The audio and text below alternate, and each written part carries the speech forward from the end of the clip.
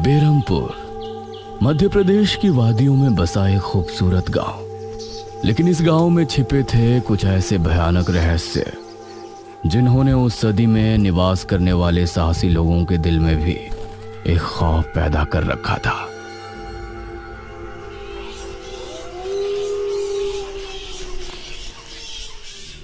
आज तो बहुत दिनों के बाद मित्रों से मिलना हो रहा है, बहुत आनंद आएगा। अरे मदन, कहाँ जा रहा है इस समय? पिताजी, मेरे मित्रों से इतने दिनों बाद मिलना हो रहा है। वो सुबह होने पर वापस नगर चले जाएंगे। अरे तुझे पता नहीं क्या, आज शनिवार की रात है। आज के दिन निशिर मोलो गांव में घूमते हैं। पिताजी, चाहे निशिर मोलो आए या नरकासुर, मुझे आज मेरे मित्रों से मिलने से कोई नहीं रोक सकता।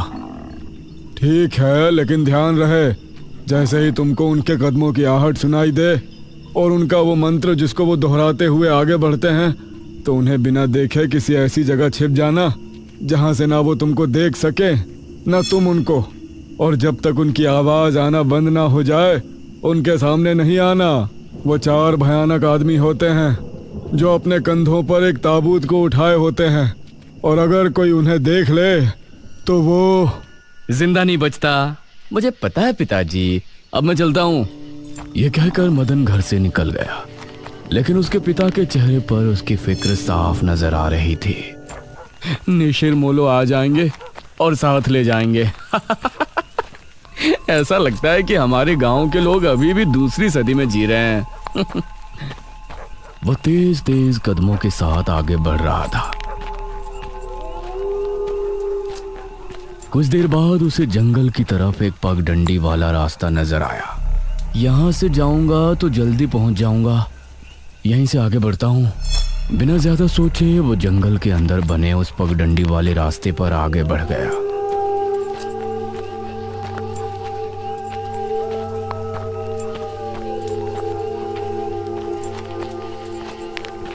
आज तो बहुत मजा आने वाला है, मिलकर खूब मदिरा पान भी करेंगे। तभी उसे भारी कदमों की आहटों के साथ कुछ आवाजें सुनाई देने लगी। इन आहटों और आवाजों को सुनकर वह एकदम से चौंक पड़ा और उसकी आंखें डर से बड़ी हो गईं। हे भगवान! वो जल्दी से झाड़ियों की तरफ भागा और उनमें छिपकर बैठ गया। वो झाड़ियों की ऊंट में बैठा लंबी लंबी सांस ले रहा था। वो आवाजें अब और ज्यादा साफ होने लगी थी। उसे यकीन था कि अब वो लोग उसके करीब ही आ रहे हैं। उसने धीरे धीरे छिपकर अपनी एक आंख से उनको देखा और वो हैरान रह गया।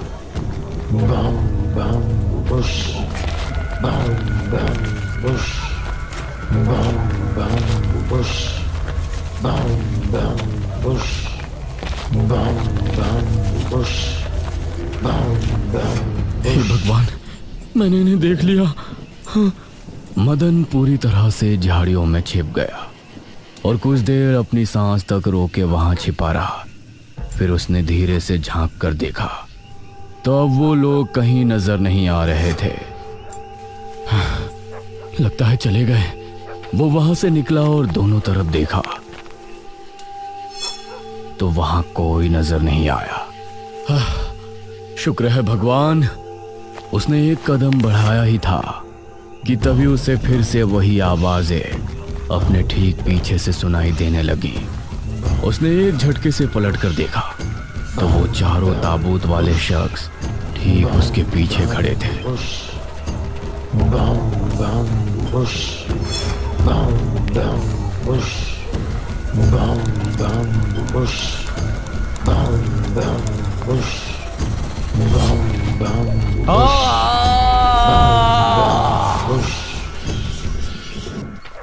इस तरफ जब देर रात भी मदन वापस नहीं लौटा तो उसके पिता को उसकी चिंता होने लगी।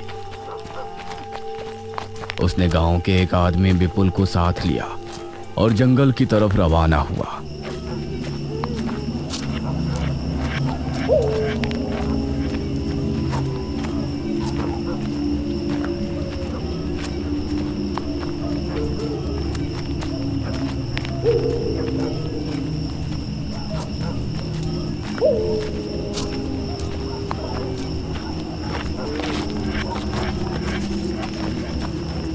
काफी देर बाद एक बरगद के पेड़ के पास जाकर उनके कदम रुक गए और आंखें खौफ से फट पड़ी। उन्होंने मदन को रहस्यमयी परिस्थिति में पाया।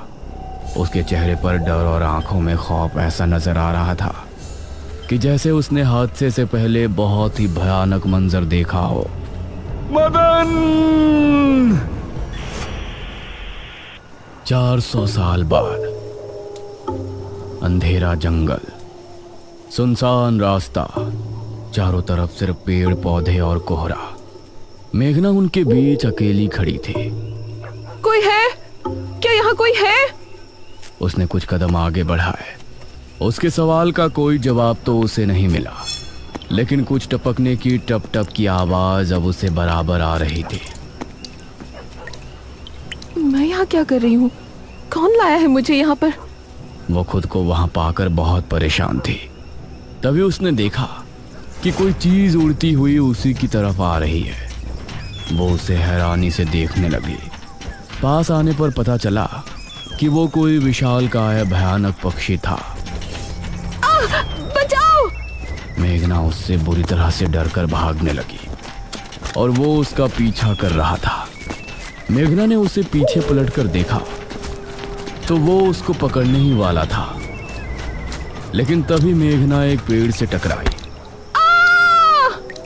उसने देखा कि उस पेड़ से हरे रंग का पानी टपक कर नीचे गिर रहा था।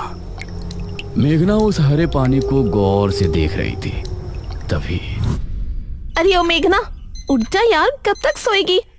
मेघना आंखें मलते हुए नींद से जागी। उसने देखा कि सुबह के 9 बज चुके थे। ओह शिट, हम तो लेट हो गए। तूने मुझे उठाया क्यों नहीं? मेघना अपनी एक पार्टनर ईशिता के साथ दिल्ली में रह रही थी, जहां वो एक लैब में काम किया करती थी। दोनों ने साथ नाश्ता किया और फिर तैयार होकर अपनी लैब के लिए निकल गई।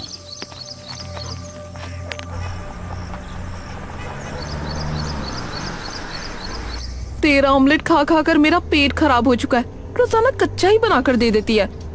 शुक्र मना कि कच्चा भी खाने को मिल तो रहा है। तेरे भरोसे रहेंगे तो वो भी नहीं मिलने वाला। सोकर ही 9 बजे उठती है।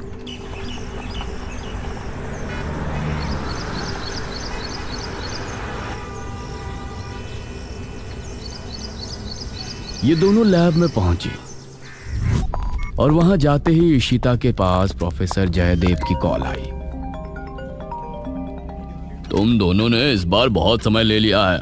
जो एंटीडोट बनाने का काम तुमको दिया था वो पूरा करोगे या नहीं? प्रोफेसर साहब, बस ये समझ लीजिए कि काम होने ही वाला है। आप हमें 3 दिन का समय और दीजिए। ये कहकर उसने कॉल काट दिया। तो इतने दिनों से प्रोफेसर को घुमा रही है, आखिर तू ये एंटीडोट तैयार करेगी कैसे? ये सुनकर ईशिता ने एक किताब निकाली।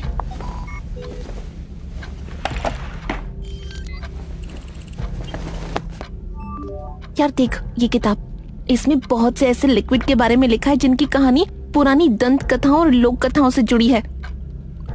तो तू कहना क्या चाहती है? मुझे इस किताब में बहुत ही अनोखे लिक्विड के बारे में पता चला है, जिसे मृत्युंजय अमृत कहते हैं। हम उस लिक्विड का टेस्ट करेंगे और अगर वो हमारे काम का निकला तो उसे यूज भी कर सकते हैं। मृत्युंजय अमृत? देख, मैं तेरे साथ कहीं नहीं जाने वाली हूँ। ये सब बातें बकवास होती हैं। अरे देख तो सही, इस पेड़ से हर पूर्णमासी की रात ये हरा लिक्विड टपकता है। तभी मेघना ने देखा कि उस पन्ने पर किसी मृत्युंजय अमृत के बारे में लिखा था और उसमें ठीक वही पेड़ दिखाया गया था जो मेघना रोजाना अपने सपने में देखा करती थी। मतलब उस हरे पानी की बात ही इस किताब में लिखी थी। हे भगवान, क्यों हिला डाला ना, है ना इंटरेस्टिंग? मेघना ने कुछ सोचा और फिर जवाब दिया, हाँ तो हम दोनों कल ही बीरमपुर गांव के लिए निकलते हैं।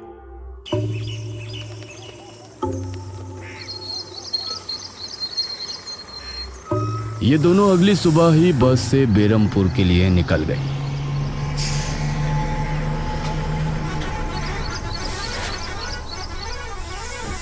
वैसे एक बात बता, तू मेरे साथ वहां जाने के लिए एक ही बार में कैसे राजी हो गई? मेघना ने सच को छिपाते हुए कहा, ऐसी अनोखी चीज देखने के बाद भला कौन नहीं होगा जो इसको देखना नहीं चाहेगा? ओहो, ये हुई ना बात। मैंने तुझे पार्टनर बनाकर कोई गलती नहीं की।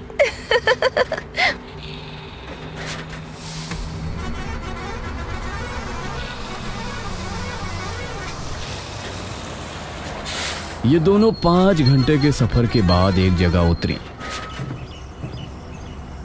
इनके ठीक सामने एक बड़ा सा गेट था जिस पर नाम लिखा था बेरमपुर। इशिता और मेघना ने जैसे ही गेट के अंदर कदम रखा तो अचानक से मौसम बदला। सूरज मानो बादलों के पीछे छिप गया और एक हवा अपने साथ आंधी ले आई। अरे वाह, गांव का मौसम तो बहुत ठंडा है। इधर गांव के लोग भी अचानक बदलते मौसम को देखकर हैरान रह गए।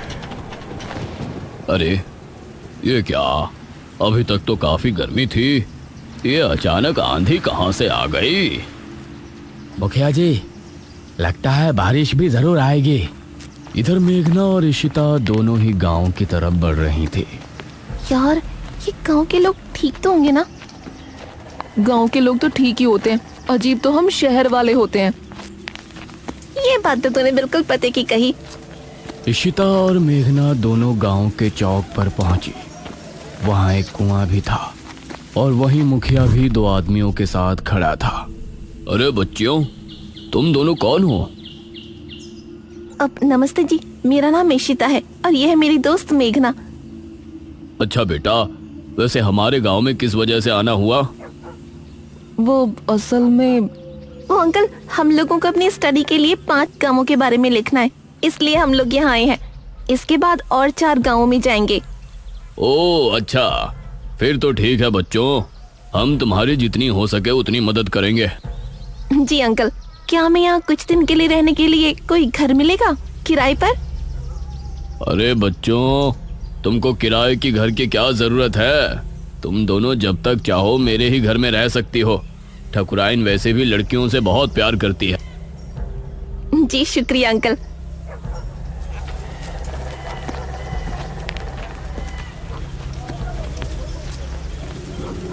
मुखिया इशिता और मेघना को अपने घर ले आया। तभी घर के मंदिर में जल रहा दीपक बुझ गया। अजी सुनती हो ठकुराइन? जी आई। ठकुराइन कमरे से बाहर आई। नमस्ते आंटी। नमस्ते बेटा। ओ जी, ये प्यारी प्यारी बच्चियां कौन है? ये दोनों शहर से अपनी पढ़ाई के सिलसिले में आई हैं। हमारे गांव के बारे में लिखना चाहती हैं। वो क्या होता है रे, वो रिसर्च करने आई हैं। तभी वहां पर एक और लड़का आया। क्या कहा? हमारे गांव पर रिसर्च? इशिता और मेघना ने उसे देखा। भला हमारे बेवकूफ गांव में आपको क्या मिल सकता है? ये सुनकर इशिता और मेघना हैरान रह गई। चुप करो अनुज, ऐसे कोई अपने गांव में बोलता है क्या? ये मेरा बेटा है अनुज। अनुज ने मेघा और इशिता की ओर देखा और उन्हें हाथ जोड़कर नमस्ते किया। नमस्ते बेटा अनुज, जरा इन दोनों को वो खाली कमरा दिखा दो जो तुम्हारे कमरे के बराबर में है। ठीक है पिताजी, आओ देवियों। देवियों? अनुज कॉरिडोर से होते हुए उनको कमरा दिखाने ले जाने लगा। इसी समय गांव के मंदिर में बैठा पुजारी भगवान की आरती कर रहा था। तभी अचानक से दिया बुझ गया। ये संकेत तो ठीक नजर नहीं आ रहे। हे प्रभु, रक्षा करना। वैसे आप लोगों को रिसर्च करने के लिए यही गांव मिला था? अरे हम लोगों को 5 गांवों के बारे में लिखना है, तो इसीलिए जो भी गांव पास दिखा चले आए।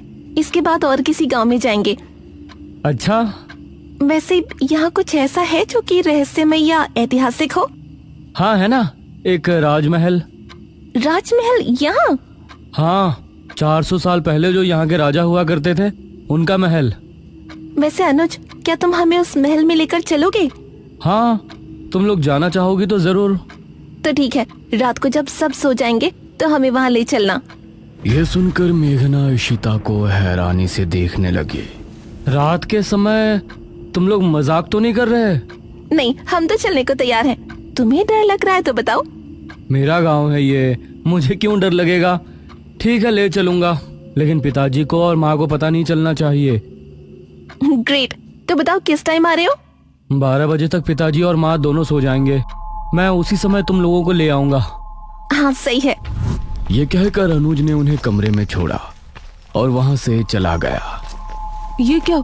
हम तो उस मृत्युंजय अमृत के बारे में पता करने आए थे ना। अब हम ये राजमहल क्यों जा रहे हैं?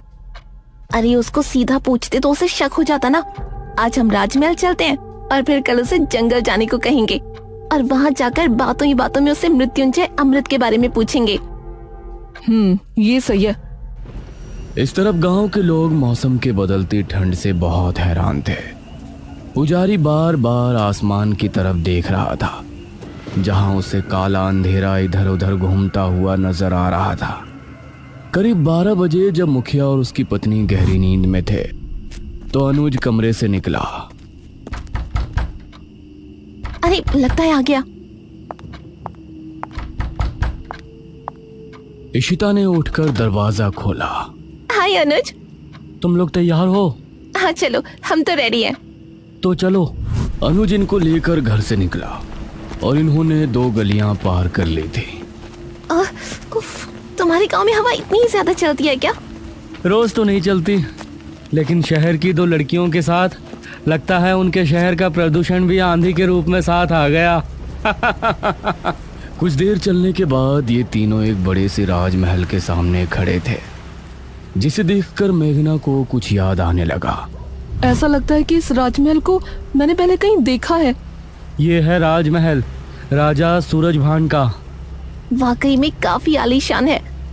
यह कहते हुए इशिता ने अपने कैमरे में उसकी एक फोटो ली। हमें खिड़की से अंदर जाना पड़ेगा, इसका दरवाजा सालों से जाम है। ये तीनों एक खिड़की के रास्ते राजमहल में पहुंचे और वहां की हर एक चीज मेघना को जानी पहचानी लग रही थी। इस तरफ गांव में आंधी का बहाव बढ़ने लगा था। सभी अपने अपने घरों में आराम से सो रहे थे।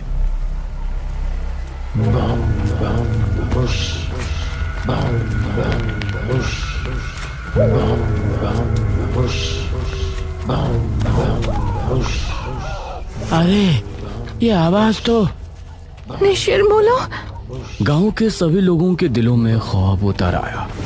उसी समय मुखिया के कमरे में गांव का पुजारी हड़बड़ाता हुआ पहुंचा। मुखिया जी उठिए। मुखिया चौंकता हुआ नींद से जागा। क्या हुआ पुजारी जी, इतनी रात में आप?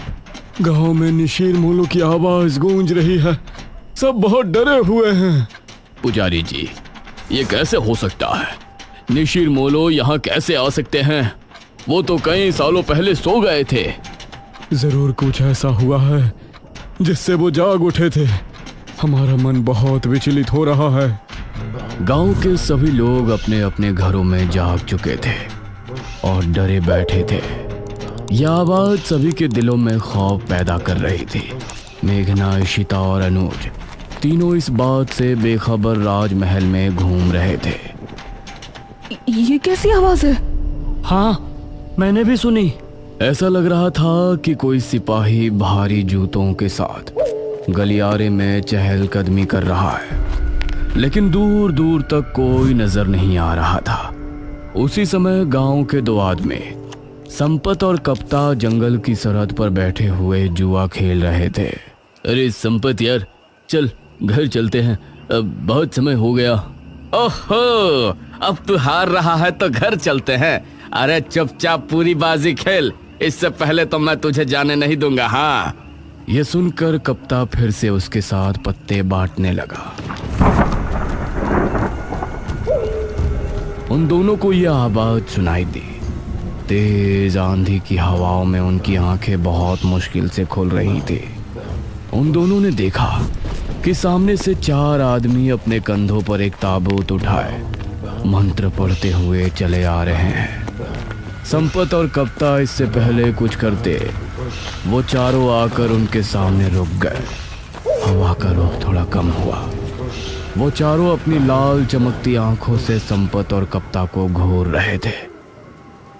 इधर इशिता, मेघना और अनुज को एक दरवाजा खुलने की तेज आवाज सुनाई दी और वो चौंक पड़े। न जाने उस दरवाजे से कौन निकला, जिसको देखकर ये तीनों चौंक पड़े।